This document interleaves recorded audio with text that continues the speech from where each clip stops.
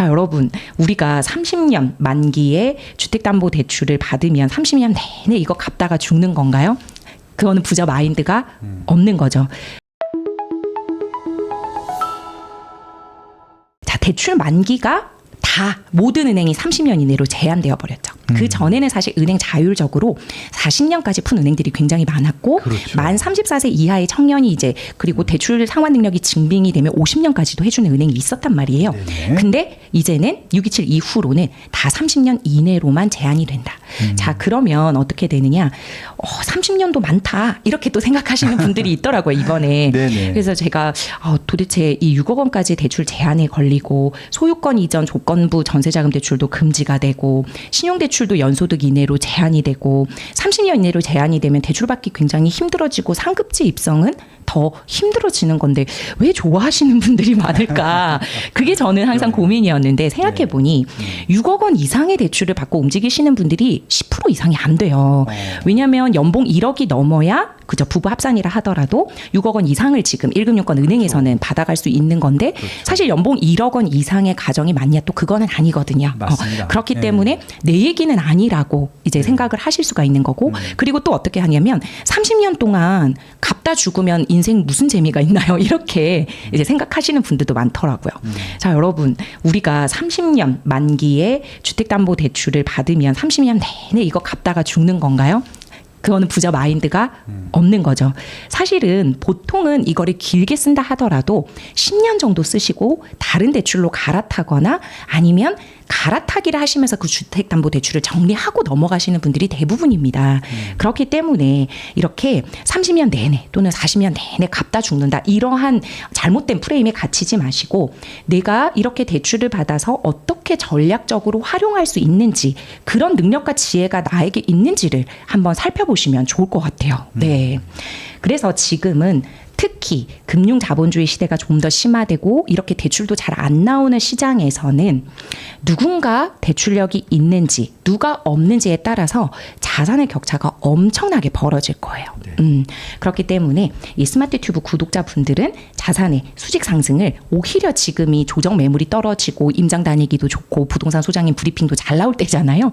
그래서 공부를 딱 해두셨다가 그 다음 가능할 때 바로 OTP를 쏠 수 있는 그런 준비된 자산가들이셨으면 좋겠습니다. 분당 같은 경우에 제가 항상 궁금했던 게, 이런 이제 무조건 풀팽님, 저 풀팽님이랑 대출 할 건데, 문제는 이 매물이 정확하게 계좌를 안 줘요. 맞아요. 그리고 매물이 많이 없대요. 계속 그런 말을 되게 많이 들었어요. 분당 같은 경우 특히 그렇더라고요.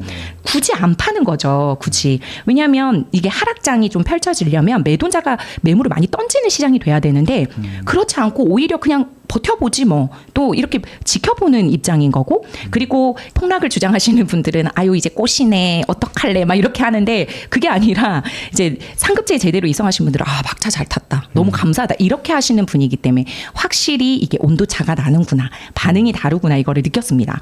그래서 사실 우리가 지금 이제 정리를 해드리고 있지만, 우리가 지금 나오는 규제를 어떤 식으로 나에게 맞게 활용할 수 있는가는 다른 영역인 거죠. 그렇죠. 그리고 사실 지금은 대출을 받지 말라고 지금 막 쪼이고 있을 때는 너무 무리하실 필요는 없다고 생각을 해요. 그러나 지금 어느 부분에 빈틈이 있고 내가 움직일 때 대출이 되는지를 면밀히 체크해 본 후 그 다음 기회를 노리실 필요는 반드시 있다. 이 부동산 시장을 떠나지는 마시라, 이렇게는 꼭 말씀드리고 싶습니다. 그래서 지금은 여러분 입지를 공부할 때입니다. 입지를 공부해야 되죠? 네. 그래서 또 한번 보겠습니다.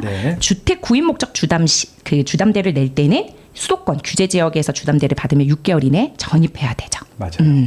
전입을 해야 되고, 그 다음에 이제 전세자금 대출 받기도 녹록치가 않다라고 제가 여러 번 말씀을 드렸는데, 서울 수도권에서는 그 보증 비율이 80%로 축소됐고 지방에서도 90%로 축소되었기 때문에 예전처럼 자유롭게 소득 증명이 잘 안 된다 해서 하더라도 신용 점수만 어느 정도 되면 전세 보증금이 막 80%까지 팍팍 나가는 그런 거는 많이 줄어들 겁니다. 지금도 많이 줄어들고 있고요. 자, 그래서 지금 은행 전세 대출 개정 사항 한번 정리하고 정리하고 가면 우리가 은행이 전세자금 대출을 받을 때는 금융기관, 즉 보증기관이 있죠. 그 보증을 해주는 기관이 한국주택금융공사, 주금공, HF라고. 그다음 도시보증공사, 안심전세로 표명되는 허그. 그렇죠. 여기가 지금 적자 많이 나가지고 좀 힘든 거잖아요. 하는 일이 너무 많아. 저기 좀 일을 좀 줄였으면 좋겠어. 그다음에 서울보증보험, 서보증이라고도 표현되는 SGI. 여기서 우리가 전세자금 대출에 보증기관이 보증서를 발급을 해주면 은행은 그걸 담보로 해서 대출이 나가기 때문에 최대 보증금의 80%까지도 대출이 나갈 수 있었는데 이제는 다 개정이 조금 들어가서 상환 능력 심사가 굉장히 강화되었어요. 특히 허그 같은 경우에는 원래 DTI를 보지 않았거든요. 근데 이제는 DTI를 봅니다. 그게 뭐냐면 증빙소득자를 우선시하고요. 이자 상환 능력이 있는지 없는지를 보는 거예요. 누구? 임차인에. 예. 그리고 지금 또 이제 항상 이 전세자금 대출은 없애려는 시도가 많은 것 같은데 그래서 그 일환인지는 모르겠지만 임대인에게 이 보증금을 DSR에 적용해야 되는 게 아니냐라는 논의까지 이제 올라오고 있어요. 전반적으로 이 전세자금 대출은 축소시키고 전세제도 자체를 없애면서 반전세나 월세화 현상만 가팔라지게 하는 그런 금융권에서도 그러한 모습들이 굉장히 많이 보여지고 있습니다. 근데 여러분 지금 알다시피 한국은행은 기준금리 인하 기조를 가져가고 있는데 그러면 그 전세자금 대출 같은 경우는 변동형 차주가 많단 말이에요. 그러면 이렇게 기준금리 인하에 따라서 내 전세자금 대출 이자가 많이 떨어졌을 거예요. 지금 여러분들 피부로 많이 와닿으신 분들도 많을 텐데 그게 오히려 전월세 전환율보다 낮은 경우가 많아요. 그래서 전세자금 대출을 받는 게 오히려 월세로 전환을 했을 때보다 더 유리한 경우가 많아질 수 있단 말이에요. 이런 금리 인하기에는. 근데 이렇게 전세자금 대출 자체를 못 받게 하고 어려워지게 하면 결국은 월세로 다 전환을 해버리면 누가 손해일까? 그거를 한번 생각을 해봤으면 좋겠어요. 국민들의 손해죠. 그리고 SGI 같은 경우에는 유주택자, 즉 1주택자에게도 최대 3억 원까지 가능한데 대출 비율이 60% 이상이 되면 DSR 40%를 보기 때문에 기존 대출이 많으면 사실은 보증금의 60% 이상은 대출받기가 힘들다. 그렇기 때문에 당연히 전세 보증금이 축소되는 효과가 나타날 것이고 그래서 또 이것으로 인해서 반전세나 월세화 현상은 가팔라지겠죠. 그리고 또 하나 또 이제 제가 어떤 분이 이러더라고요. 그 풀팽님이 그러면 은행 전세자금 대출 때문에 이 시장이 영향이 없다고 아니 전혀 영향이 없는 게 아니라 당연히 이 전세자금 대출이 매매가를 밀어 올리는 그런 지역도 있을 것이다. 그러나 압구정이나 이렇게 신고가를 기록하는 그 완전히 최상위 급지에 있는 곳은 사실 거기에 있는 세입자들이 전세자금 대출 받는 비율이 그렇게 크지 않거든요, 여러분. 그러면 거기에 있는 분들이 전세자금 대출을 막 일으키기 때문에 압구정이 막 신고가를 찍는가? 그건 또 다른 문제라고 말씀을 드려요. 근데 그러니까 전혀 와닿지 않는다고 표현을 하시는데 그러면 여러분 지방을 한번 생각해 봅시다. 그럼 지방은 사실 지금 매매 거래가 활발하게 일어나는 투자자가 움직이는 시장이 아니에요. 거기도 거의 실거주 위주로만 움직이는데 사실 지방이 전세자금 대출 수요가 많을까요? 아니면 서울 수도권이 많을까요? 물론 인구가 많으니까 서울 수도권도 전세자금 대출의 수요가 많죠. 그런데 사실은 지방에서도 웬만큼 전세자금 대출의 비율이 굉장히 높습니다. 근데 지방이 높은 거는 진짜 높은 게 그러니까 서울 같은 경우는 임차인 비율이 훨씬 더 높거든요. 당연히 많을 텐데 지방은 자가 비율이 70%인데 30%에서 비율이 높다고 하면 진짜 높은 건데. 그러니까 거의 다 받는 얘기예요, 그러면. 그래서 거의 대부분 보시면 1억이라도 이렇게 전세자금 대출에 힘을 받아서 움직이시는 서민분들이 많기 때문에 그러한 곳이 과연 전세자금 대출이 많이 일어나서 지금 지방이 막 활발하게 신고가를 경신하고 있는가는 또 한번 살펴보셔야 된다라는 문제인 거죠. 플레임을 씌웠네. 그러니까 이 전세자금 대출 자체가 문제가 아니라 사실 이렇게 전세가가 상승이 될 수밖에 없는 이 시장 상황이 문제인 거죠, 여러분. 조건부 전세자금 대출을 막으면 신축 아파트의 전세입자는 올 현금 들고 와야 되잖아요. 그렇죠? 왜 그럴까요? 우리가 잔금을 맞추는 것 중에 실거주를 하시려는 분들은 주택담보대출을 받아서 직접 들어가서 하면 되지만 만약에 내가 돈이 모자르다라고 하면 전세입자의 전세 보증금 받아서 잔금을 치르는 구조도 굉장히 많았는데 이렇게 될 때 전세입자가 받는 대출이 조건부 전세자금 대출이라서 다 막히는 거잖아요. 즉 이 전세입자가 대출을 안 받는 올 현금 전세입자든지 네. 그렇죠. 네. 아니면 이 조건부 전세자금 대출을 아예 못 받는 거잖아요. 그렇기 때문에 안 그래도 신축 아파트의 공급이라도 전세 공급이라도 원활해야 전세 시장이 돌아갈 텐데 그것마저도 축소되는 분위기고 오히려 뭐 반전세나 월세화 현상으로 그 상품이 변칙돼서 이제 나가는 거잖아요. 그렇죠. 네.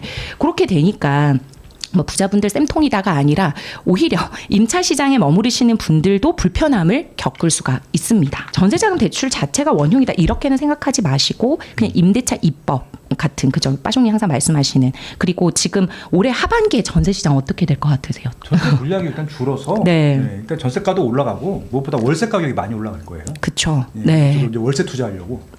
월세 투자. 왜냐면 갭 투자를 막았으니까. 뭐 어차피 아파트 강남 잠실 400이야 400 월세가 84가 맞아요. 뭐 지금 웬만한 직장 월급보다 낫잖아. 네, 맞아요. 그거 한참만 있어도 될 것 같은데. 네. 예. 뭐 400이면 뭐 거의 네.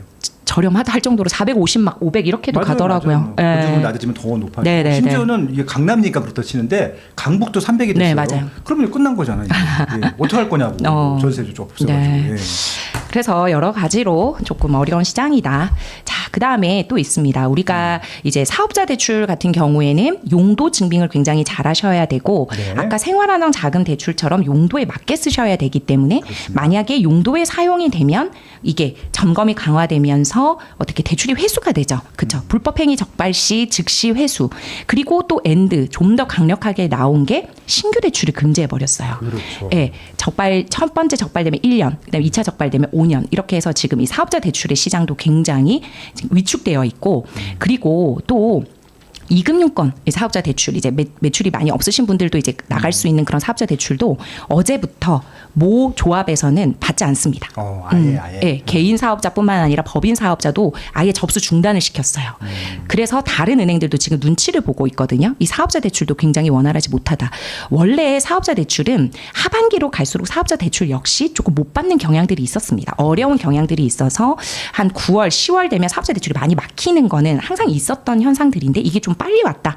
좀 연말이 빨리 온 느낌입니다. 네, 그래서 이 진짜로 실사업자 하시는 분들에 대해서는 어차피 사업자 대출 용도 증빙이 될 테니까 상관없겠지만 이렇게 이제 조금 투자에 활용을 하시려고 했던 분들은 지금 많은 어려움을 겪고 있죠. 그렇게는 이제 거의 막혔다 이렇게 보시면 되는 거고 그리고 이제 지금 이 3분기는 거의 1금융뿐만 아니라 2금융권도 많이 소진이 됐습니다. 총량이 많이 소진이 됐기 때문에 지금 이미 한 9월까지 대출하셔야 되는 분들은 많이 접수를 하셨고요. 예. 그리고 만약에 못했다 그러면 7월 지금 이제 며칠 안 남은 이때라도 이제 왜냐하면 주담대는 2개월 전에도 받아주니까요. 빨리 접수를 하시는 게 좋은 게 왜냐하면 은행 자체적으로 지금 총량이 거의 미달이 되어 있는 상황이기 때문에 내가 원하는 주거래 은행 찾지 마시고 되는 은행으로 얼른 넣으시기를 이제 추천드립니다. 네. 누구도 가르쳐 주지 않지만 꼭 해야 하는 일. 나에게 가장 가까이 있지만 멀게만 느껴지는 일. 남들보다 빠르게 시작하는 것이 유리한 일. 내가 하고 있는 일은 내 집 마련과 투자입니다. 교통망, 상가, 입지, 세금, 청약. 나는 이 모든 일을 스마트 튜브 경제 아카데미에서 시작하고 있습니다. 스마트 튜브 경제 아카데미.